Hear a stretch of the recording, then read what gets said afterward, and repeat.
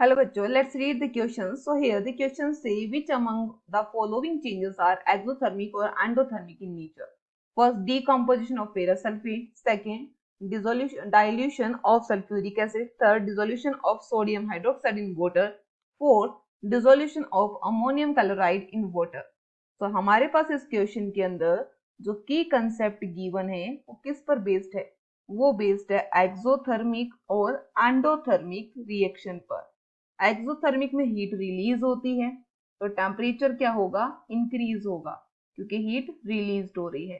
अगर बात करते हैं एंडोथर्मिक, तो एंडोथर्मिक में हमें क्या देखने को मिल रहा है कि हीट क्या होती है? एब्जॉर्ब होती है, तो टेम्परेचर वहां पर क्या देखने को मिलता है? फॉल हो जाता है, गिर जाता है। अब बात करते हैं फर्स्ट वन के लिए। सो फर्स्ट वन हम बात करेंगे कि एक्सोथर्मिक रिएक्शन कौन सी है। तो एक्सोथर्मिक रिएक्शंस के अंदर जो हमारी रिएक्शंस आएगी वो आएगी डाइल्यूशन। सो डाइल्यूशन किसका हो रहा है? डाइल्यूशन हो रहा है सल्फ्यूरिक एसिड का। तो जो सल्फ्यूरिक एसिड का डाइल्यूशन होना है ये एक एक्सोथर्मिक है। अगर बात करते हैं सेकंड वन, तो सेकंड वन कौन सी है? सेकंड वन को हम कहते हैं, यहाँ देखने को हमें मिलता है डिसोल्यूशन देखने को मिलता है। सो डिसोल्यूशन किसका मिलता है? ये हमें देखने को मिलता है सोडियम हाइड्रोक्साइड यानी कि NaOH का। किसके अंदर? वाटर के अंदर। तो NaOH का वाटर में, यानी कि ये हमारा कितने नंबर है? तो ये दोनों में अगर हम काउंट करते हैं नंबरिंग के अकॉर्डिंग, तो ये हमें कौन कौन से वैल्यूज पे, डिजिट पे मिलता है? तो ये मिलता है dilution of sulphuric acid second number और dissolution of sodium hydroxide in water third number. ये दोनों ही क्या है? एक्सोथर्मिक है। अब बात करते हैं एंडोथर्मिक।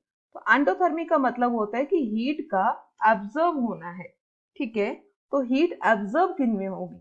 इनकी ऐसी रिएक्शन जिसमें क्या चाहिए? हीट एब्जॉर्ब होनी चाहिए। सो एंडोथर्मिक रिएक्शंस की अगर बात करते हैं तो वहां देखने को मिलता है हमें फर्स्ट रिएक्शन जहां की डीकंपोजिशन हो रहा है। सो डीकंपोजिशन किसका हो रहा है? आयरन सल्फेट का, यानी कि FeSO4 का, फेरस सल्फेट का।